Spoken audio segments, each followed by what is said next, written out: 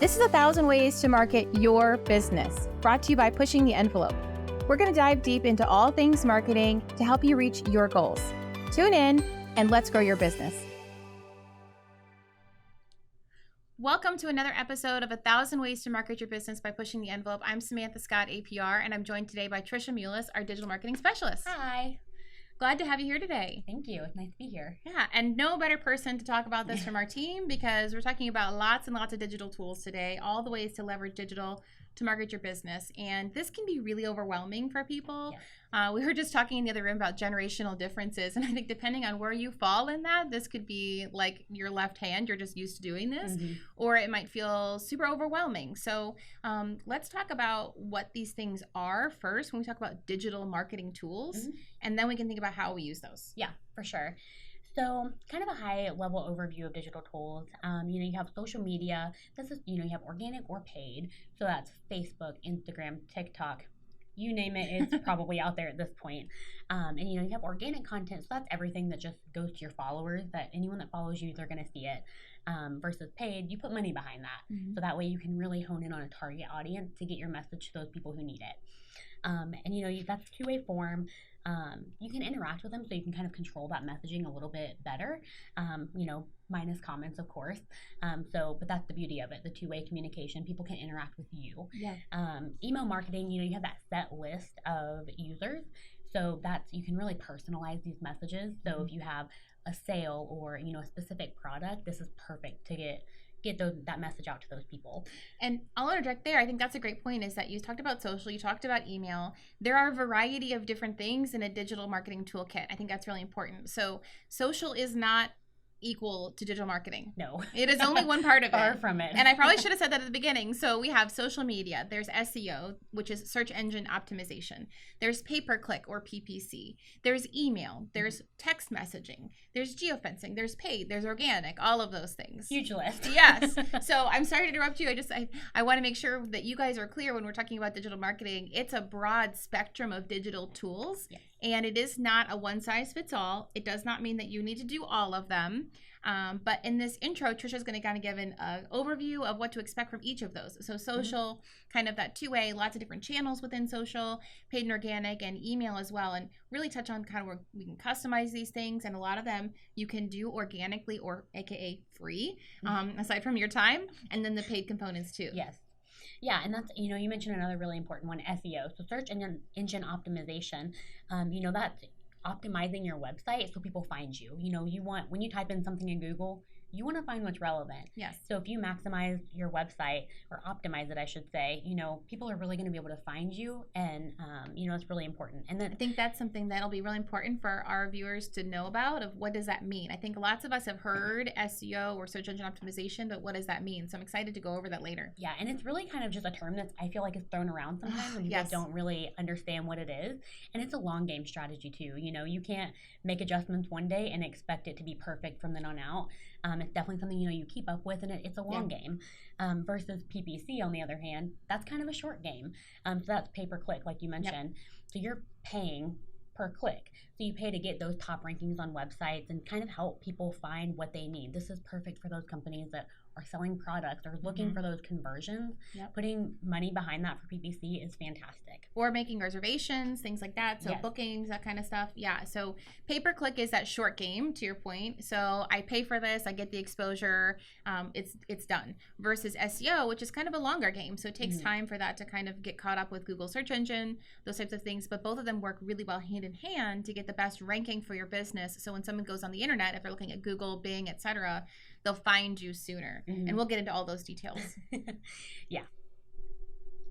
So the important thing, when you're looking at what tools to use, is kind of thinking about your business's goals too. Kind of like you mentioned. Absolutely. It's not one size fits all. You do not need every tool in the toolkit. It's really finding out, are you looking for sales, volunteers, just business growth? What does that look like for your business? And then figuring out what tools to use for that. Absolutely. And we've talked about that on a variety of these podcasts already. Setting your goals from the very, very beginning is absolutely critical. What are you trying to accomplish? Are you looking for awareness? Are you looking for transactions? Are you looking for bookings? What are you trying to accomplish? And then who are you trying to talk to? Who's your target audience? That's the other part of this too, is because all of these tools are really great for marketing a business, but that doesn't mean that it's right for your business, depending on what you're trying to accomplish. If you're a salon, you might take one approach. If you're a law office, you might take a different approach. Absolutely. So that's so important. And also keeping in mind that you're not marketing to yourself. Yep. So while we might be digital natives and we might use all of these tools when we're looking for something, that does not mean that the audience for your business is doing that. Yep. And that's critical, is to keep in mind. It's not the me show. It's not what I would like or what I'm looking for. It's how can I best get in front of my audience and help them make these decisions. So social is one way. And, we've talked about this and we're going to talk about it in another podcast later, but why social media is so different and why it really requires a balance of content that's both promotional as well as added value, conversational. And then there's email, which is fantastic. It's direct. It's one-to-one. Pay-per-click, SEO. There's all different kinds of resources available. Mobile text messaging as well. Lots of different things, but really be careful with choosing those. So we'll help you now. We'll talk about kind of how to do that now that we've kind of defined them. Mm-hmm. And how do you build the best digital toolbox possible? Yeah, absolutely. And, kind of like you said, it's finding that audience of where they're at, not where you're at. Yes. And like social media, since it's the two-way, if you're looking for volunteers, just kind of the awareness part of it, you really do have to balance that with your promotion. So, if you are promotion heavy on social media, people want authenticity. They don't want to see all your sales. It's your called sales social media for a reason. Exactly. We have, DVRs and streaming services now because we don't want to watch commercials. Yep. So if your post content on social is commercial, people are going to tune out. They're going to unsubscribe, unfollow, all those types of things. Same with email. Honestly, it goes all across the board. Mm-hmm. But I think that's a really important part. And so we recommend a 4-to-1 ratio. So for every 4 posts that are added value, something about, if you're a garden center, for example, tips for keeping your plants hydrated in the summer, what things should be in the sun or the shade, etc. Then you get one promo post that might be about a sale or an event or something. Mm-hmm. It's a balance because people are obviously interested in doing business with you. And maybe sometimes people follow just because they want the sales.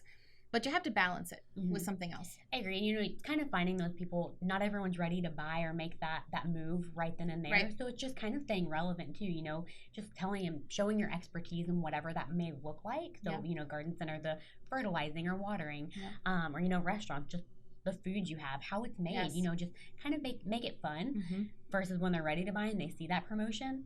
Yep. They're going to come to you first, right?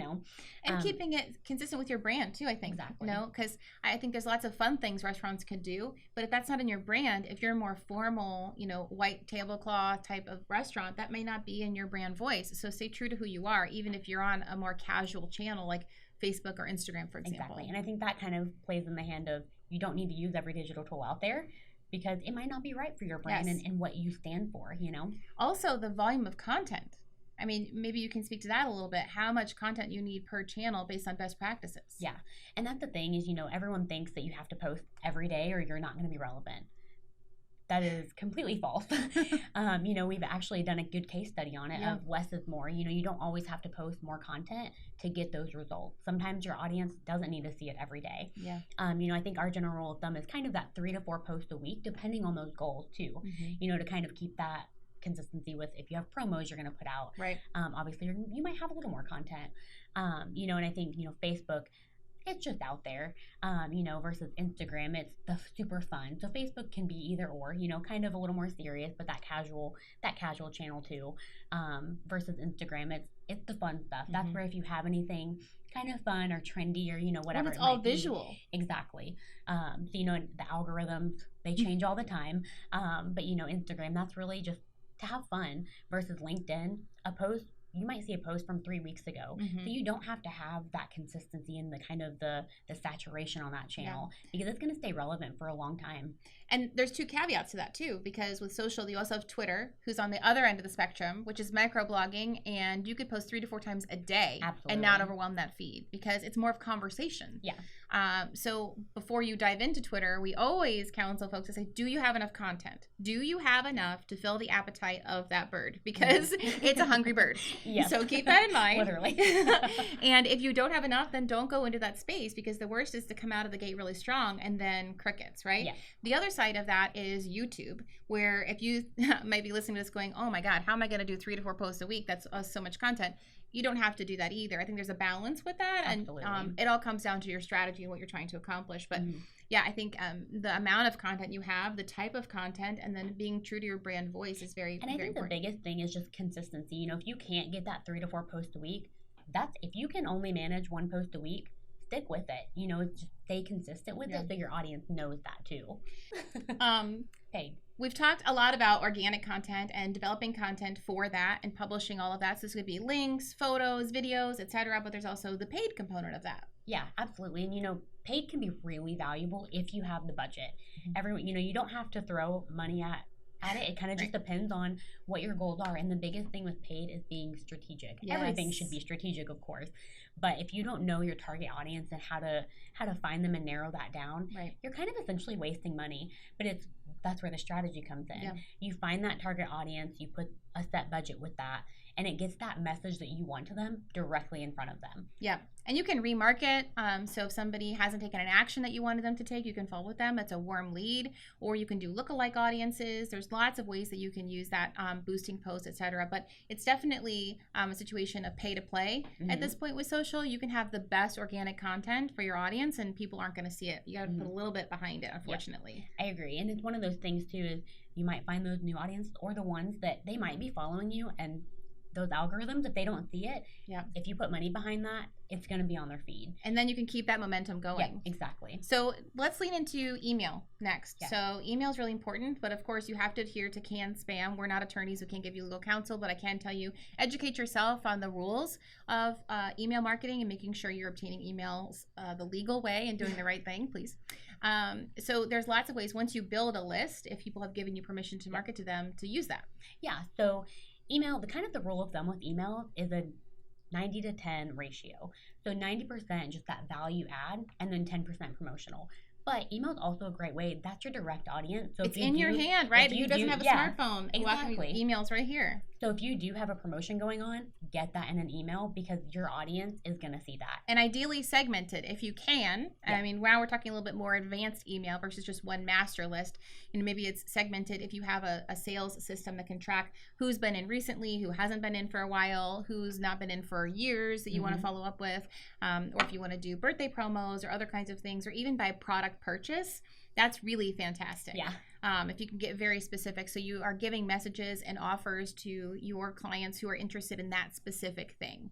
It's not just this putting out the message to everyone that might not be applicable. You're making it very specific that I know Tricia likes this particular product line, so she's in this list, so I'm going to give her an offer related to that, not just a mass offer. Exactly. And that's where the personalization comes in with these emails, is, you know, you can meet those people where they're at versus social.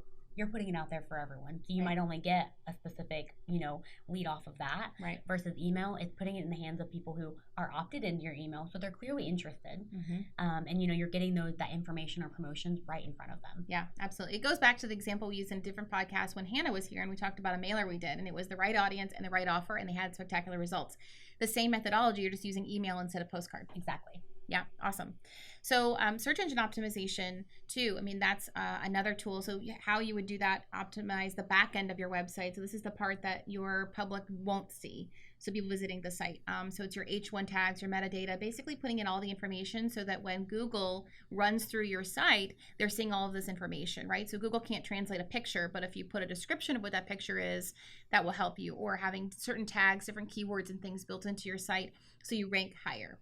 Super important, and as well as inbound links and things, a lot of technicality to that. But SEO is really a back end of the website type function. And then pay-per-click, like we talked about, you can do that through Google, through Bing, and there's many ways to optimize that. They're both paid, and to Tricia's point, it's pay per click. So you're only risking the budget that you set, and then you determine how much you're willing to pay per click. And depending on the industry you're in, it could be more expensive or less expensive. The more competitive, the higher the price. But it's also really flexible because if something's going really well, you can put more into it if you have the budget. If it's not, you can change it midstream. You can have multiple campaigns running, but that's a really powerful tool to get in front of folks. Yeah, absolutely. Especially kind of if it aligns with those business goals, you know? Yeah. Absolutely. Yeah, and making sure you're testing those calls to action, because if you have kind of just the static PPC ad at the top versus a display image, which one's performing best? What terms are you using? What calls to actions are working?